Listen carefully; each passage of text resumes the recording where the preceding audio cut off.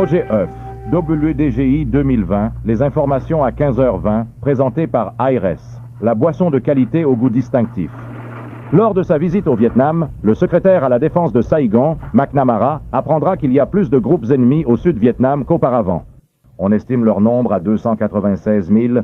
Nous, les Américains, savons, bien que d'autres semblent oublier le risque d'élargir le conflit, que nous ne cherchons toujours pas une guerre plus vaste.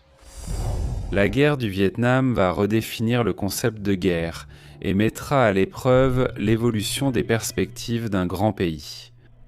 Elle occupera et absorbera plusieurs présidents américains et servira de toile de fond aux changements sociaux et mondiaux. Voici les histoires des soldats et des dirigeants qui ont connu la victoire et la défaite, tant sur le plan personnel que sur la scène mondiale de la guerre du Vietnam. Avant la Seconde Guerre mondiale, les Français contrôlèrent la région de la péninsule indo-chinoise qui comprenait le Vietnam, le Cambodge et le Laos. Après la chute de la France face à l'Allemagne au début de la Seconde Guerre mondiale, le Japon prend le contrôle de la région, tout en laissant en grande partie l'administration française en place. L'Office of Strategic Services des États-Unis, précurseur de la CIA, collabore avec les nationalistes vietnamiens pour lutter contre leurs occupants japonais. Ces Vietnamiens sont dirigés par un homme qui, des décennies plus tard, deviendra tristement célèbre aux États-Unis et dans le monde entier. Son nom est Ho Chi Minh. Ho Chi Minh dirige le Vietnam Doc Lap Dong Minh, la Ligue pour l'indépendance du Vietnam, qui sera plus tard abrégée en Viet Minh. À la fin de la Seconde Guerre mondiale, les Alliés se demandent comment libérer les pays conquis et dévastés par les puissances de l'Axe. Mais la fin de la Seconde Guerre mondiale entraîne immédiatement la crainte que le communisme ne se répande et n'envahisse le monde. Et Ho Chi Minh, en plus d'être un nationaliste, est un communiste. Le président Harry Truman, ayant hérité de la présidence après la mort de Roosevelt, préfère voir le colonialisme français plutôt qu'un Vietnam indépendant et communiste. Quelques semaines seulement après que Ho Chi Minh a déclaré l'indépendance du Vietnam, les États-Unis, le Royaume-Uni et l'URSS soutiennent que l'Indochine appartient aux Français, car la France ravagée manque de force pour reprendre le Vietnam. Les forces britanniques occupent le pays au sud du 16e parallèle, tandis que les forces chinoises nationalistes tiennent le nord. Pendant ce temps, le communisme se répand comme un virus. En janvier 1946, la guerre civile chinoise entre les forces nationalistes et communistes reprend. Ce même mois, l'Albanie, nouvellement libérée de l'occupation nazie, devient elle-même un État communiste. En février, Joseph Staline prononce un discours dans lequel il décrète que le développement capitaliste de l'économie mondiale rendra une autre guerre inévitable. Anticipant cela, l'Union soviétique commence à se préparer à se défendre.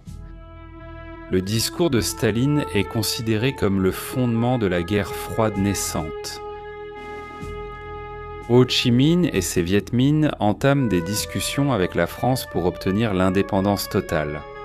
Les forces françaises remplaceront les Chinois nationalistes dans le nord et, en échange, la France reconnaîtra le Vietnam comme une république libre au sein de l'Union française élargie.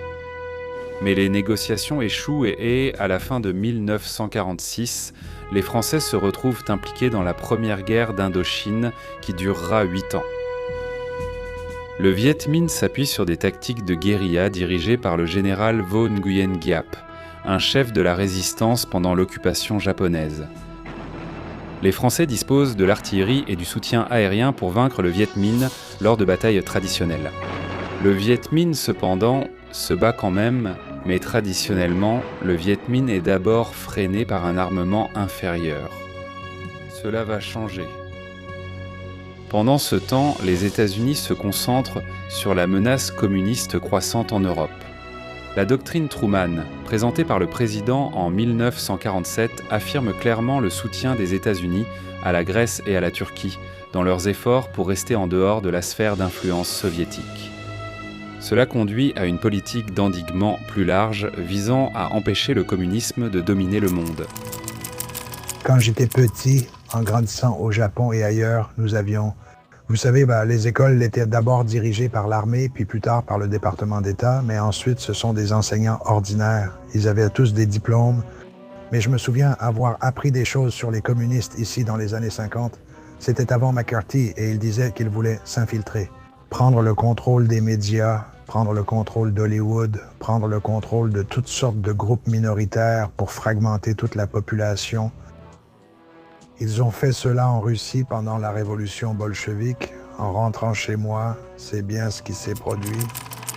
1er octobre 1949. Le renversement communiste de la Chine est un choc pour l'administration Truman, alors que les forces communistes de Mao Zedong battent l'armée nationaliste de Chiang Kai-shek pour le Vietnam. Le général Vo peut ainsi entraîner ses Viet Minh en sécurité dans des bases au-delà de la frontière chinoise. Cela permet également à la Chine d'envoyer des armes et des conseillers militaires pour aider dans la lutte contre les forces françaises. Janvier 1950. La République populaire de Chine et l'Union soviétique reconnaissent officiellement la République démocratique du Vietnam de Ho Chi Minh. Les États-Unis et la Grande-Bretagne reconnaissent le gouvernement soutenu par la France dans le Sud comme étant l'État du Vietnam. Il est dirigé par le roi ancestral Bao Jai et couvre les 2/3 de la nation, désormais appelée Vietnam. La guerre de Corée, 25 juin 1950. Pendant ce temps, le pays de la Corée émerge de 40 ans de contrôle par le Japon impérial et est divisé entre les forces communistes au nord et les nationalistes au sud. Le 25 juin 1950, la Corée du Nord, avec l'approbation soviétique et chinoise, envahit la Corée du Sud. Truman, avec sa toute nouvelle organisation des Nations Unies, envoie des forces américaines et onusiennes pour rejoindre la Corée du Sud dans sa lutte contre l'invasion communiste en juillet 1950. C'est à travers ce prisme géopolitique que les États-Unis considèrent la situation au Vietnam. Pour les dirigeants américains, y compris le président Truman, la chute du Vietnam dans le communisme déclenchera un effet domino et entraînera l'effondrement d'autres nations de la région. Truman autorise 15 millions de dollars d'aide militaire aux Français au Vietnam. 2 mois plus tard, le groupe consultatif d'assistance militaire à Saïgon est créé pour superviser l'acheminement de cette aide. Au début de 1953, avec l'arrivée de l'administration de Dwight D. Eisenhower, l'aide américaine aux Français en Indochine s'élève à plus de 150 000 tonnes d'équipement. L'armée de l'air fournit à la France 160 chasseurs F-6F et F-8F, 41 bombardiers légers, B-26 et 28 avions de transport C-47, ainsi que d'énormes quantités de pièces détachées, d'assistance à la maintenance et de bombes. Pourtant, il semblait que les Français n'étaient pas plus proches de la victoire sur les résilients Viet Minh qu'ils ne l'étaient en 1946 lorsque la guerre a commencé. La guerre de Corée se termine par une impasse avec la signature de l'accord d'armistice le 27 juillet 1953. Non vaincues, les forces communistes maintiennent le contrôle du Nord. Cela démontre l'utilisation de la force militaire dans la diplomatie, car les États-Unis prouvent qu'ils sont prêts à s'engager stratégiquement lorsqu'ils sont poussés par les forces du communisme. La guerre froide a commencé, mais la fin du conflit coréen permet aux Chinois d'accroître leur soutien aux Viet Minh. Les Français, cependant, continuent à lutter malgré l'aide américaine. Les forces françaises perdent clairement la guerre en raison d'un ennemi farouchement déterminé, le Viet Minh, et d'une série d'erreurs tactiques commises par les Français.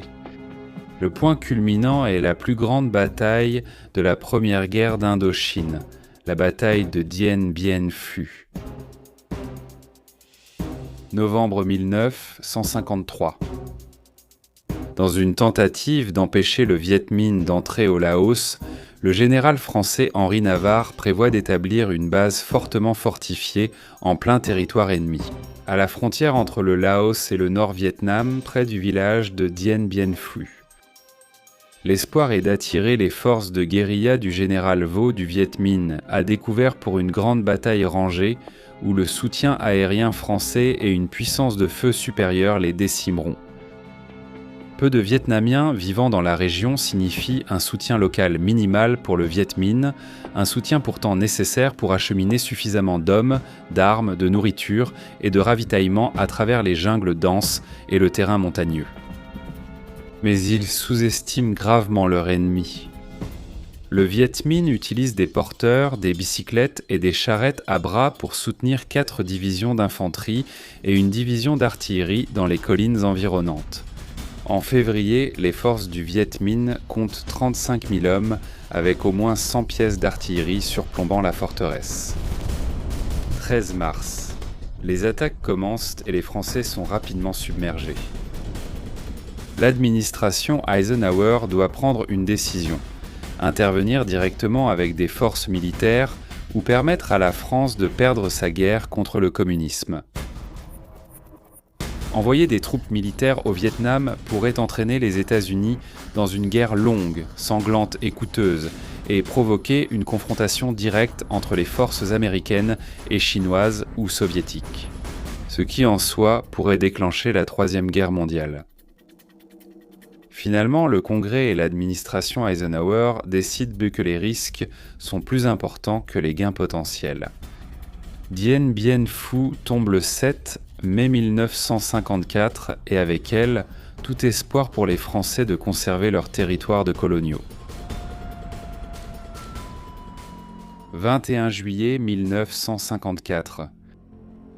Même avant la chute de Dien Bien Phu, les États-Unis, l'Union soviétique, le Royaume-Uni, la République populaire de Chine et la France se réunissent à Genève, en Suisse, pour rétablir la paix en Indochine. Alors que rien n'est résolu concernant la Corée, le Vietnam est abordé dans les accords de Genève du 21 juillet 1954. Le Vietnam doit être temporairement divisé en deux au niveau du 17e parallèle, une ligne de démarcation militaire provisoire, dans 2 ans. Juillet 1956, des élections nationales sont prévues sous supervision internationale. Le Vietnam deviendra une nation indépendante. Pour l'immédiat, tous les soldats Viet Minh doivent aller au nord, tandis que les Vietnamiens qui ont combattu aux côtés des Français doivent vivre au sud. Environ 1 million de Nord-Vietnamiens se déplacent vers le sud, y compris de nombreux catholiques, propriétaires terriens et autres anticommunistes. Un nombre bien plus faible, un peu plus de 50 000 principalement, des soldats Viet Minh et leurs familles se déplacent du sud vers le nord. Ni les États-Unis ni l'État du Vietnam, soutenu par les Français, ne signent les accords, craignant qu'une élection nationale n'aboutisse à un gouvernement communiste. Merci de nous avoir regardés. Si vous souhaitez nous aider à produire davantage de contenu historique captivant comme celui-ci, merci d'aimer, de commenter ci-dessous et de partager cette vidéo avec d'autres passionnés d'histoire. Et, bien sûr, n'oubliez pas de vous abonner pour continuer à faire vivre l'histoire.